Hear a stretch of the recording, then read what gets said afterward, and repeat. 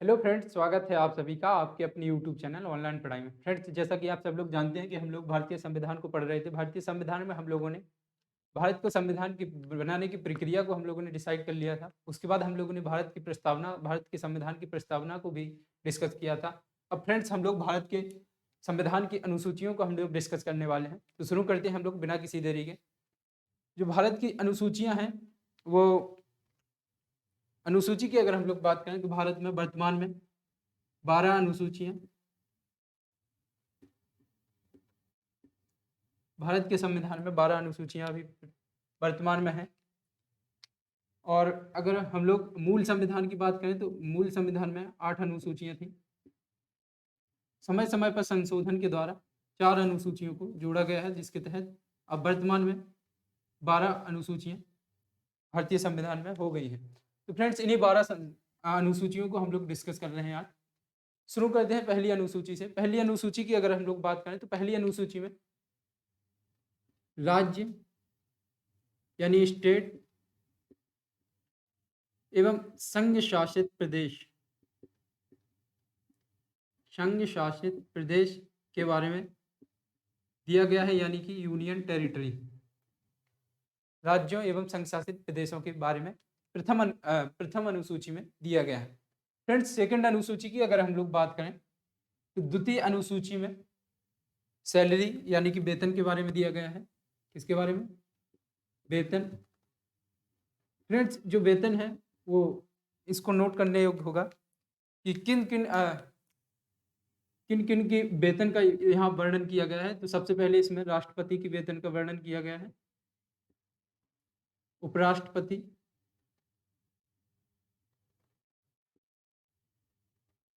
मुख्य न्यायाधीश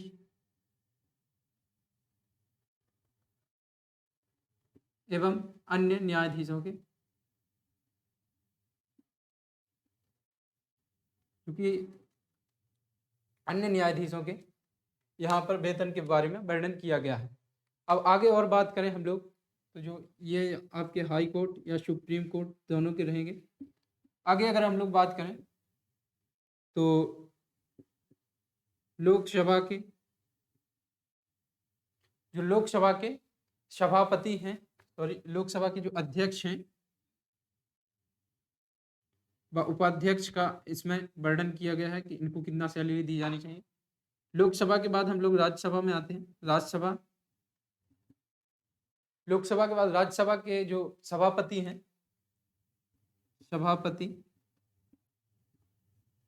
एवं उपसभापति,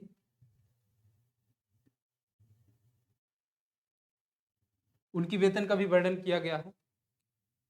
एवं राज्य के विधानसभा के अध्यक्ष एवं उपाध्यक्षों का भी वर्णन किया गया है। राज्य के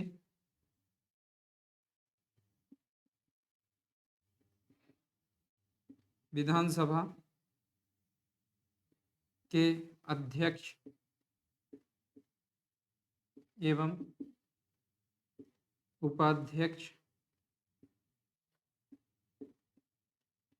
के वेतन के बारे में यहाँ पर वर्णन किया गया है। फ्रेंड्स, ये थी हमारी अनुसूची सेकंड, जिसमें किस किस की वेतन का वर्णन किया गया है। तो इतने लोगों के वेतन का वर्णन किया गया है अनुसूची सेकंड में। अब हम लोग अगली अनुसूची की तरफ चलें तो अगली जो अनुसूची है हमारी तृतीय अनुसूची है। तृतीय अनुसूची की अगर हम लोग बात करें तो तृतीय अनुसूची में शपथ, जो इन्हीं लोगों के जो ये लोग थे, मतलब जो सेकंड अनुसूची में है, जिनके वेतन के बारे में वर्णन किया गया है, उन्हीं की शपथ के बारे में तृतीय अनुसूची में दिया गया है। तृतीय अनुसूची में किन किन के अगर हम लोग एक तरह से बात करें तो किन किन की शपथ के बारे में दिया गया है। शपथ, या जिसे हम लोग ओथ कहते हैं, सॉरी, ओथ शपथ के बारे में दिया गया है। किन किन की? संघ के मंत्रियों के सदस्यों की शपथ, संघ के मंत्रियों के सदस्यों की शपथ, और चुनाव के समय संसद के सदस्यों की शपथ, संसद के सदस्यों की शपथ एवं हाई कोर्ट, सुप्रीम कोर्ट के न्यायाधीशों की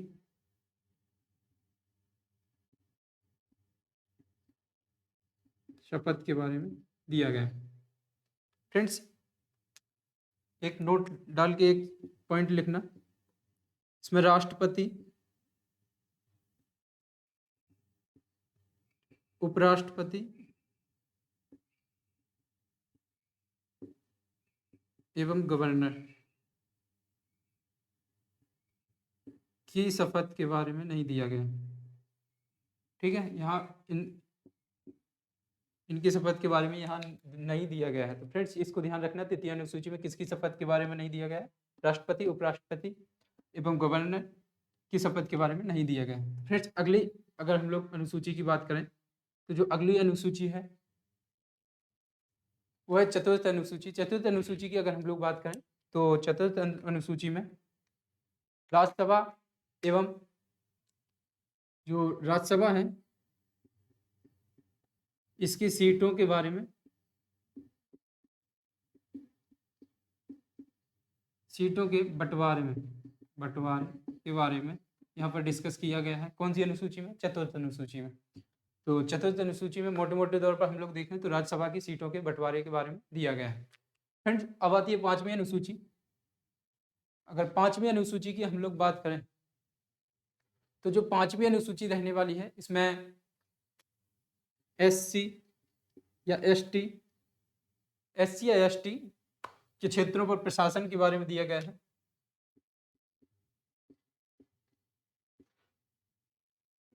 पांचवी अनुसूची है, इसमें एससी एसटी प्रशासन के बारे में दिया गया है।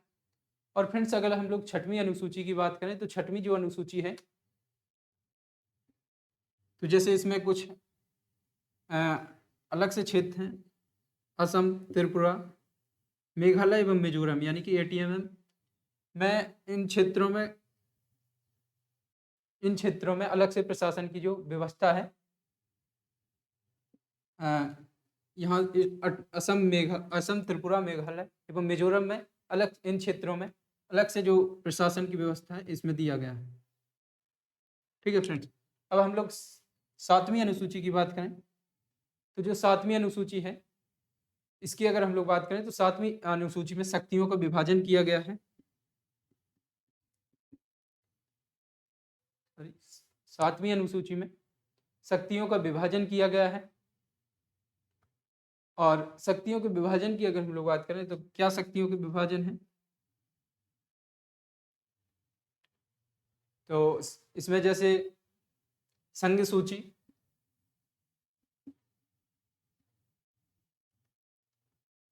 राज्य सूची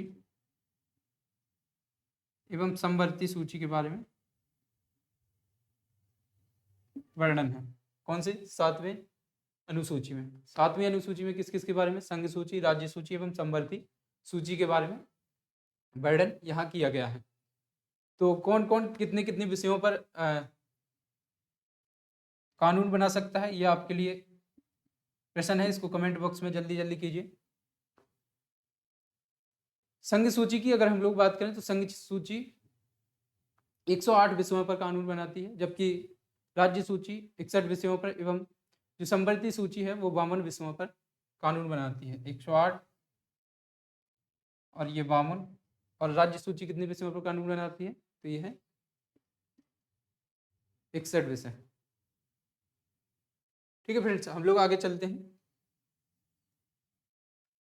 अब हम लोग चलते हैं आठवीं अनुसूची की तरफ। तो जो आठवीं अनुसूची है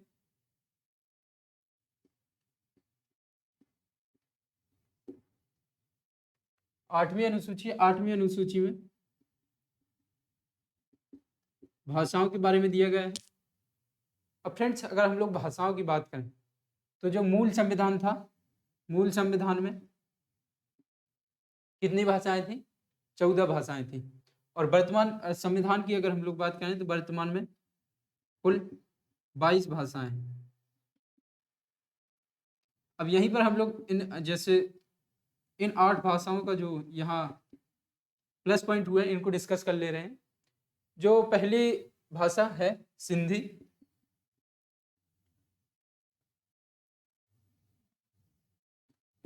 वो कौन से कॉन्स्टिट्यूशन अमेंडमेंट यानी कि संविधान संशोधन के तहत जोड़ी गई थी? तो जो सिंधी भाषा है वो 21वें संविधान संशोधन के तहत 21वें संविधान संशोधन के तहत 1967 में जोड़ी गई थी। और अगर हम लोग और भाषाओं की बात करें तो 71वें संविधान संशोधन के अंतर्गत 71वें संविधान संशोधन के अंतर्गत नेपाली,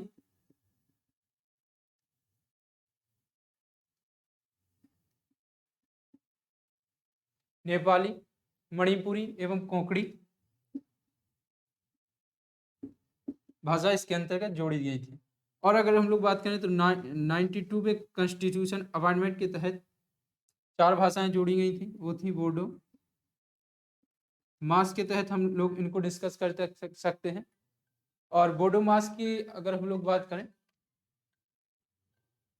तो संथाली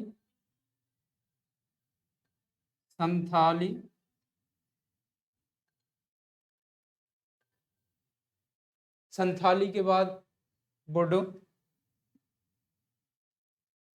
संथाली, बोडो, डोंगरी एवं मैथिली।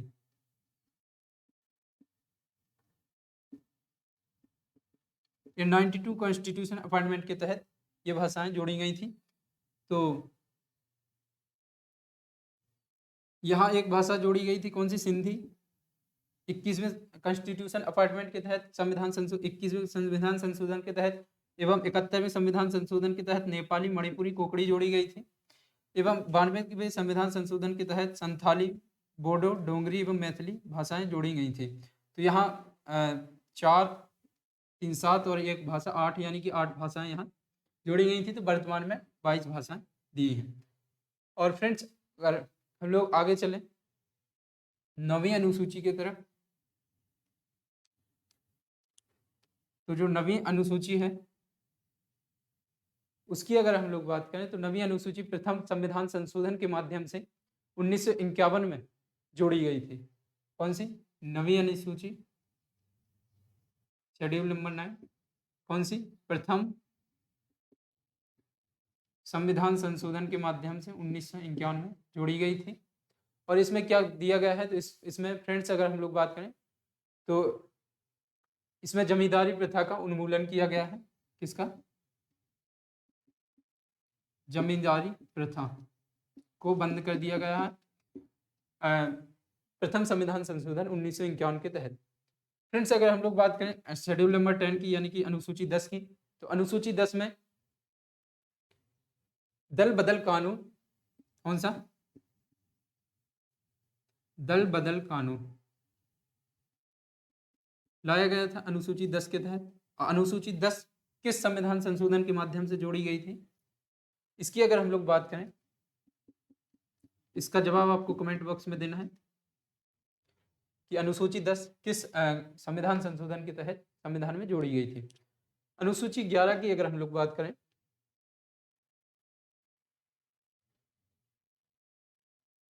अनुसूची 11 की अगर हम लोग बात करें, कौन सी? अनुसूची 11।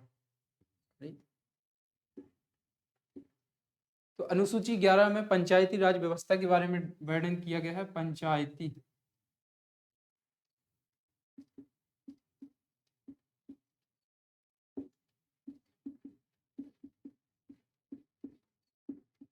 किसके बारे में वर्णन किया गया है? पंचायती राज व्यवस्था के बारे में अनुसूची 11 में वर्णन किया गया है। अब अनुसूची 11 की अगर हम लोग बात करें तो इसको कौन से संविधान संशोधन के माध्यम से इसको जोड़ा गया था?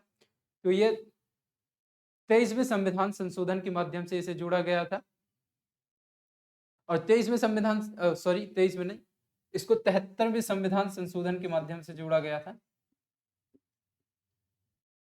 अनुसूची 11 को 73वें संविधान संशोधन के तहत 1993 में इसे जोड़ा गया था, जिसमें पंचायती राज व्यवस्था का वर्णन किया गया है। फ्रेंड्स अगर हम लोग अनुसूची 12 की बात करें, किसकी बात? तो फ्रेंड्स अगर हम लोग अनुसूची 12 की बात करें तो जो अनुसूची 12 है, सॉरी 2 मिनट वेट कीजिए थोड़ा।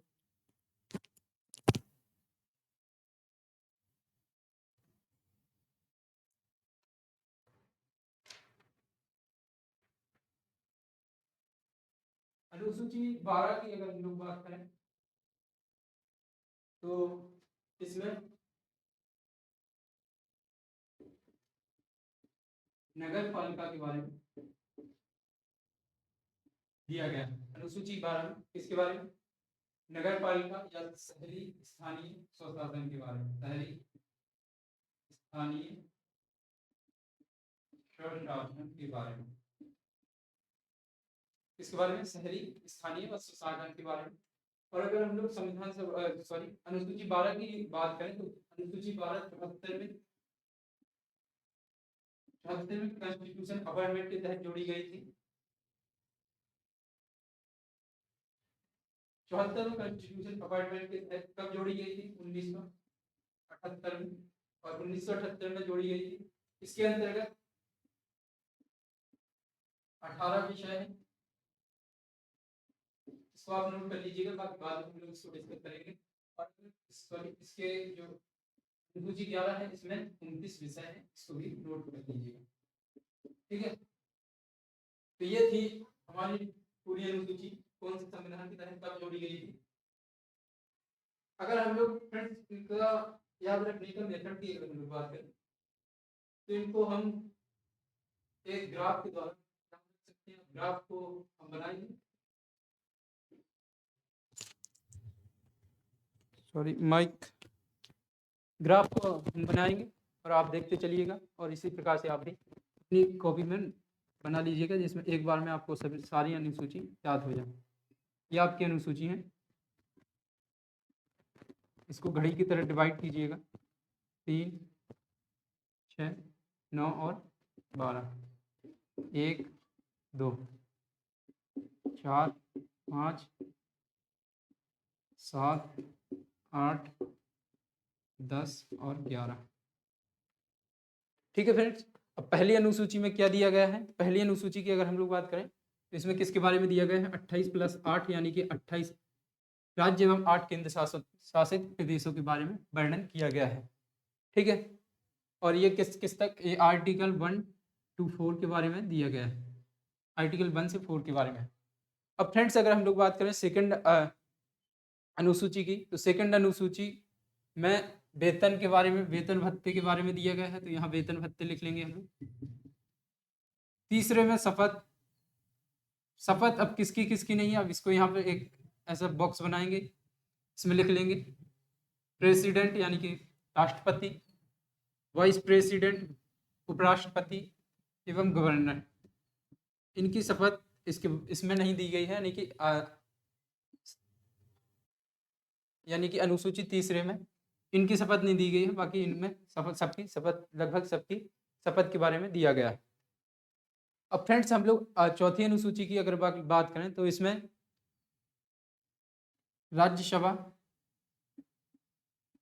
की सीटों के बारे में दिया गया है, किसके? राज्यसभा की सीटों के बारे में चौथी अनुसूची में दिया गया है।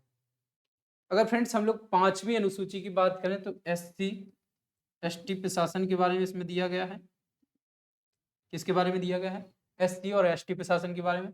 छठवीं अनुसूची की बात करें तो असम, त्रिपुरा, मेघालय और मिजोरम, ये कुछ क्षेत्र यहाँ पर प्रशासन के बारे में यहाँ दिया गया है, इसको नोट कर लीजिएगा। इसका फुल फॉर्म याद हमेशा रखिएगा, यहाँ पर मिजोरम, असम, त्रिपुरा, मेघालय और मिजोरम है, ठीक है। यहाँ पर कभी कभी ऑप्शन में मणिपुर दे देता है, तो इसको ध्यान रखना, इसको लिख लेना बगल में ऐसे ही, और मणिपुर इसको काट देना, ये मणिपुर इसमें नहीं है। असम, त्रिपुरा, मेघालय और मिजोरम यहाँ पर है। फिर सातवीं अनुसूची की अगर हम लोग बात करें तो सातवीं अनुसूची में है कौन सी है? सातवीं अनुसूची में सूचियां हैं कौन कौन सी? संवर्ती सूची और राज्य सूची, संघ सूची के बारे में दिया गया है। तो सातवीं अनुसूची में कौन सा है? सूचियां हैं, इसको ऐसे लिख लीजिएगा। क्योंकि फ्रेंड्स हम लोग एक शॉर्ट नोट्स बना रहे हैं, एक पेज में हमारी पूरी की पूरी 12 अनुसूचियां आ जाएं, इसके लिए हम लोग इस प्रकार से इसको लिख रहे हैं।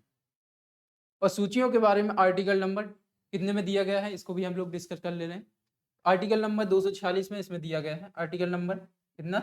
246 में सूचियों के बारे में डिस्कस किया गया है। अब हम लोग अनुसूची 8 की अगर हम लोग बात करें तो 8वीं अनुसूची में किसके बारे में डिस्कस किया गया है? भाषाओं के बारे में, ठीक है फ्रेंड। वर्तमान में 12 भाषाएं हैं, वर्तमान में 22 भाषाएं हैं और मूल संविधान में 14 भाषाएं थी। हम लोग इसको डिस्कस ही कर चुके हैं। किस किस संविधान संशोधन के माध्यम से जोड़ी गई हैं?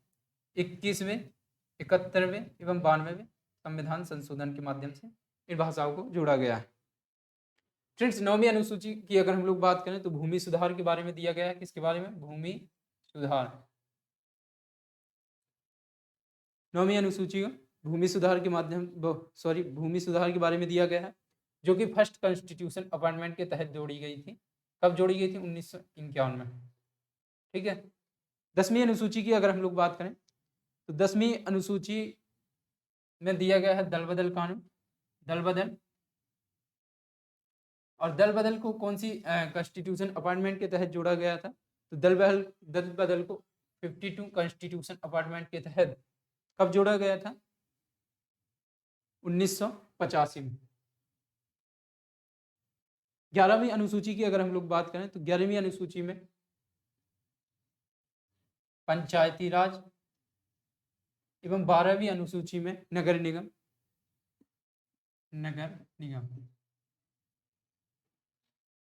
या शहरी सुशासन के बारे में, शहरी स्वशासन इसको लिख सकते हैं।